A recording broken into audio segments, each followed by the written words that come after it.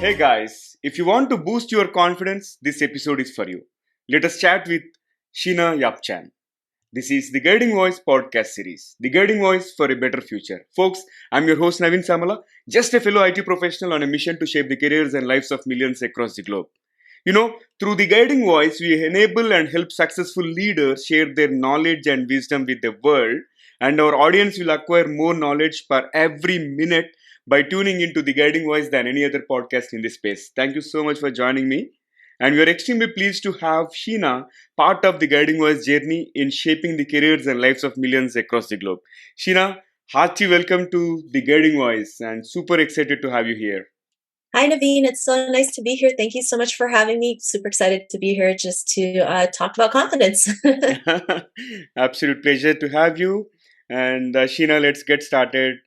Probably you can briefly share your career journey and the top three things that have helped you so far to be successful in your professional life. Yeah, I mean, wow, top three. There's a lot of things that really helped me, but I think the top three is being able to overcome my fears. That's not always easy. Learning to ask for support or help because we don't, just because we're in business for ourselves, we don't have to be in business by ourselves. And having a support system, asking for help can really jumpstart our business, right? And mindset, right? Being able to know my worth, that I can go out there and make things happen, create the opportunities that I want. Those are the top three things that really help me out. Excellent. All right. So now jumping into the core of today's topic, Yeah. boosting the confidence. So I'm going to ask you one basic question. Why do you think people lack confidence? Well, I think people lack confidence just because of how society, puts a certain standard, right? I mean, growing up in Canada, I never saw anybody that looked like me. And so I was always ashamed of being Asian, right? I always felt like maybe I failed as a human being because I didn't have blonde hair and blue eyes. And it starts as early as a kid, right? We're told no, we're told, you're supposed to do this, do that. We have a path that's pretty much set for us. We're told to go to school, get a job, never rock the boat. So sometimes anything outside of that, we feel like we can't do it because it's not part of the standard. It's not part of the norm. We're not told to color outside the lines. So I think that's how people start having these confidence issues, right? It's like, well, this isn't the path that I was told. And so if I go outside that path, I'm going to fail. And I'd rather not fail. I'd rather just go on that safe path because that's what I was told to do. And especially in our culture, that's something that's passed down from generation to generation to generation, not realizing that's really hurting us. And that's why there's so many people out there who feel like they're not good enough to set their own path, to forge their own path, to make a name for themselves because of that fear of not going down what they're told to do. Mhm. So it is about the society part and also fear of not going down the path. All Yeah. right. So moving on. Now I'll flip the question. How can we boost the confidence of people? I mean, there's so many different ways to boost your confidence, right? Especially there's like over 7 billion people in this world. Each and one of us are going to have different ways of building confidence. So I usually have a 3-step process that people do. First off is learning to believe in yourself. That really is important. You need to have this innate belief that you are capable of making things happen regardless of any situation, right? Because we're going to go through good times and bad times. We're going to feel like quitting, but believing in you and your abilities and what you're supposed to do, that really is the biggest part. Because if you don't believe in yourself, you're not going to go out there and make things happen. The second part is, educating yourself, finding different ways to build your confidence, because what may work for me might not work for you, right? One thing that doesn't work for me is meditation. For the life of it, I cannot meditate. I cannot put on a meditation tape, sit down there and, try to clear my head. And instead I end up falling asleep. So for me, jogging is my form of meditation, right? That's what really helps me mind dump everything, clear my head, feel good after. And so that's my form, right? So like I mentioned, what may work for me might not work for you. Like people like to read books and there's people who like to read audiobooks, right? You just pick and choose what works for you. And that's the beauty part, right? Most of the time, we're always told there's a set of rules that we have to live by. But when it comes to forging your own path, building your own confidence, you can pick and choose what works for you. And the last but not the least is taking action, because that is the most important part, right? They say actions speak louder than words, and that is so true. When you're out there taking action, regardless of the outcome, it's always going to lead to something, right? I know sometimes we're afraid to make mistakes. We feel like everything has to be perfect. but I believe done is better than perfect. Yeah, I concur. Done is better than perfect always. And also resonating with your point number two on educating yourself. Yeah, somebody might think meditation is their path, and somebody reading or listening to books might give them a boost. And I recently came across one article which spoke about doing the workout in the morning, right? Doing the physical exercise that also boosts confidence. I think, like as you said, yeah, everybody has their own way of working on their confidence levels. But yeah, thanks for sharing your three-step formula. And now let's briefly talk about your podcast, Tao of Self Confidence. Right? Why did you start, and what do you talk in your podcast? And yeah. Yeah, for sure. I mean, I started my podcast in September of 2015. And the main reasons why I did that was because back then, when I was dealing with my own confidence issues, I was trying to find different resources that really catered to Asian women's confidence. And for some reason, I couldn't find any. So a part of me thought maybe something was wrong with me because I was the only one going through what I was going through. And also representation was really important because, like I mentioned, growing up in a very multicultural city, I never saw anybody that looked like me. So I was always ashamed of being Asian. I always felt like I needed to be a blonde haired, blue eyed girl named Heather because that's what I thought being beautiful was at the time. And so representation for me was very important to showcase these stories and dismantle the negative stereotypes that Asian women go through till today. And so I started my podcast, right? Been able to interview over 700 Asian women on this topic of confidence from, all over the world, different backgrounds, different cultures. And it's so great to hear these stories because now we feel like we're not the only ones going through what we're going through, right? Everyone goes through it and it's okay, right? It's okay to feel some of the things we're feeling. It's okay to talk about these taboo topics because it's so needed, especially when it comes to mental health. Mental health is something that is a huge taboo in our culture, but we need to normalize it, especially after the pandemic, right? We all went through some form of mental health issues. So being able to take care of our mental well-being is really important and, do things that might be considered as, shameful, like seeing a therapist, right? There's no shame in that because you're doing things to help yourself become better, to be mentally strong. And so doing the work is very important. And since then, it's been such a huge blessing. We've been able to, create different books that highlight Asian women. I also am going to come out with a book next year, to talk about, Asian women leadership and international women leadership, which has been so amazing because you never know what happens when you just go out there and take action, right? Sometimes you do things and you're like, I don't know what I'm doing. I don't know if this is going to work. But if you believe in yourself and your vision, you're just going to keep moving forward until you hit that end goal. And people don't understand, like, they see all the glory, they see all the success, but they don't know the story behind everything, right? The hardships they went through, the challenges, the doubt, the fear. I mean, we all go through that. And I think the more we share those stories, the more people can relate and realize this is just all part of the process. Talking about the guiding voice, we have hosted 250 guests, and I think yours is almost triple the number, like more than 700. Right? I have a very tough question for you. Like, who has been your greatest guest on out of the 750 plus Oh, I guests? can't. I that's too hard to choose. There's so many good ones. I mean, there's ones that really have a great story, right? Like I've interviewed women who are born with no arms, born with no legs, and be able to go out there and live life to their fullest. I've interviewed women who've been through drug abuse, sexual assault, cancer, near-death experiences, bankruptcy. I mean, you name it. There's a story on the podcast that you can hear. So really, to choose one is really tough. I get it in case if somebody asks me, even it is difficult for me. But all right, yeah, I know like every story is unique, and we tend to learn a lot being a podcaster and all. That is the beauty of podcasting, and every conversation is different, and there is something to take away for sure. Yeah, see, out of these 700 plus women, right? Is there any common theme that you have noticed in these conversations, and Yeah, I anything that you mean, would like to share? Yeah. yeah, a lot of women go through, fear, self-doubt, trying to please others, feeling like they're not enough. And, these are women who have 7 and 8 figure businesses, right? Still go through this. And all of them, have reached a boiling point, realizing like they needed to do something different. And then something just switch to go out there and, forge their own path, make things happen, right? They do the work. They do, they find different ways to build their confidence. But everyone started at some point not feeling good, not feeling like they can go out there and make things happen.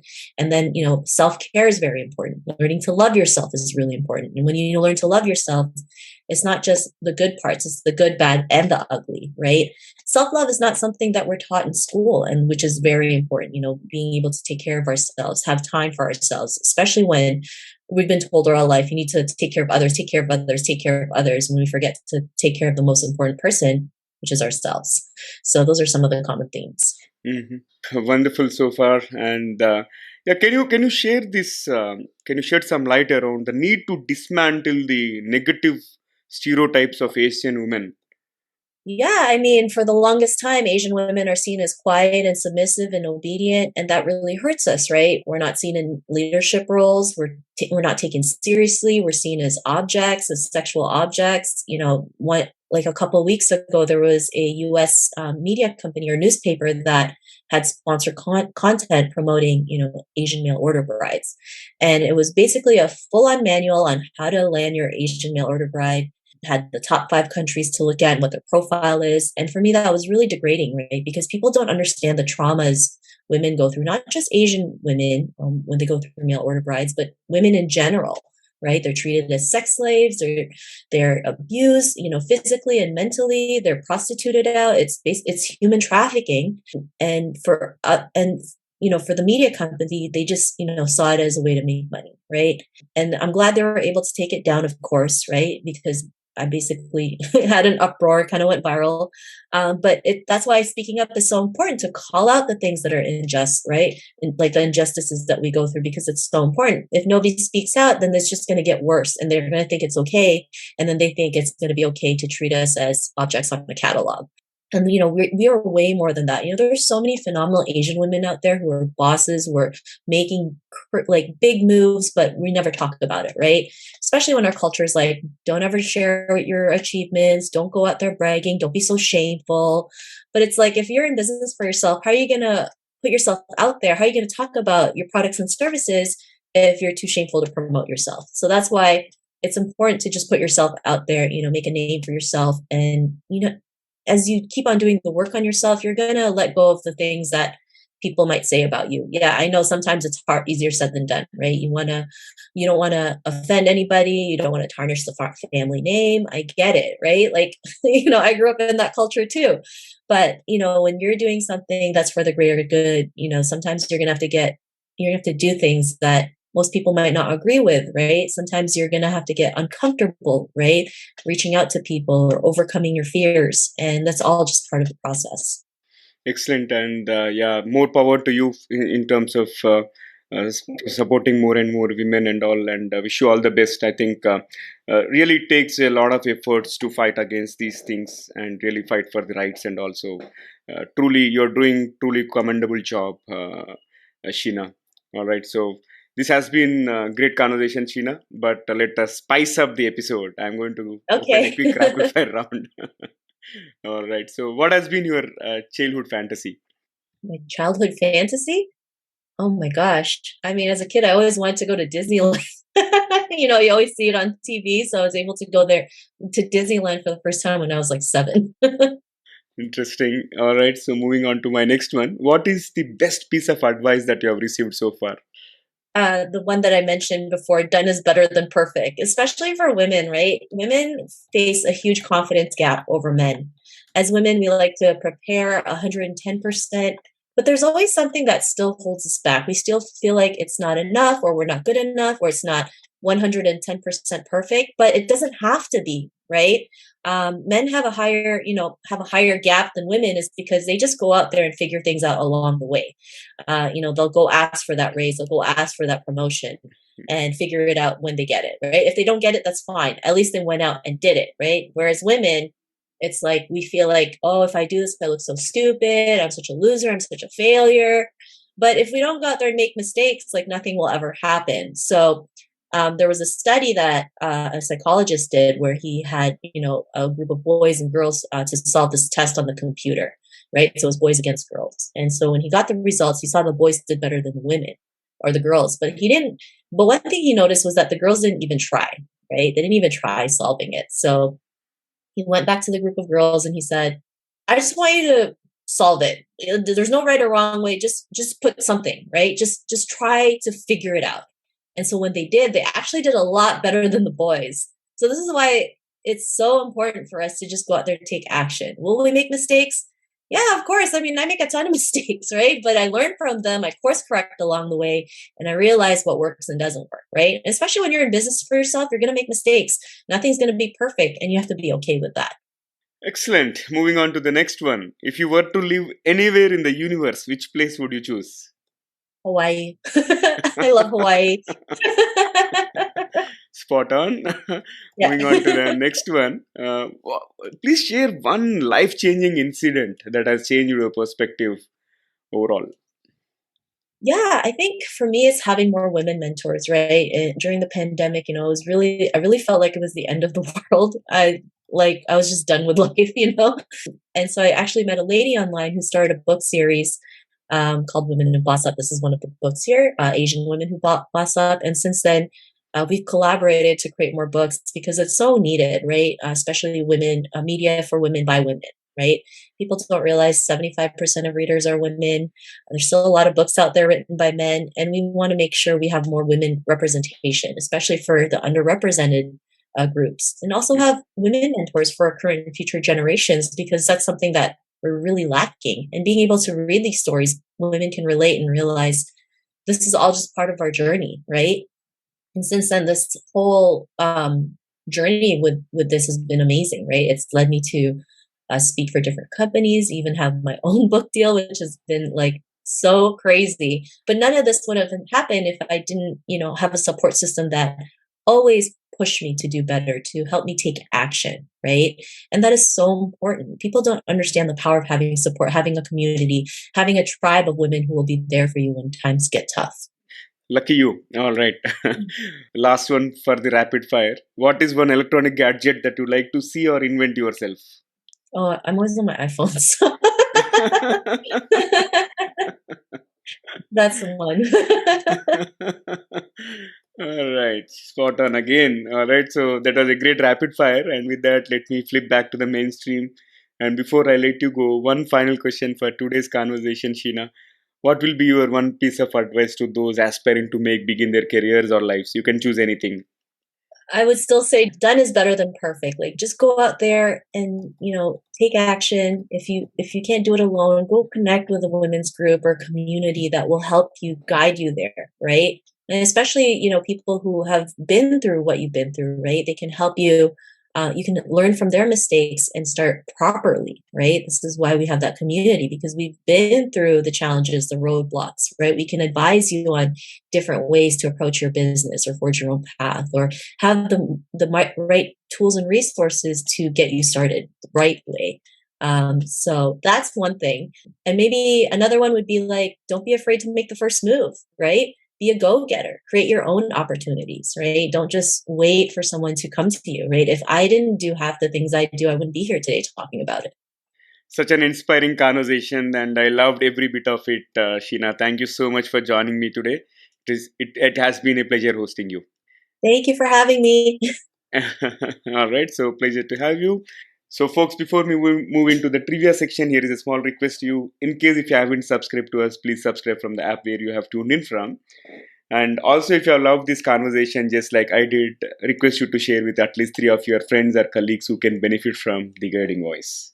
Thank you so much in advance. Now, let's cruise into the trivia segment of today's episode. So today we had a very inspiring conversation with Sheena, who shared a lot of tips in terms of boosting the self-confidence and giving that particular support and creating a support system for fellow women who are really challenged and who are suffering some mental trauma and who are not able to project themselves and all.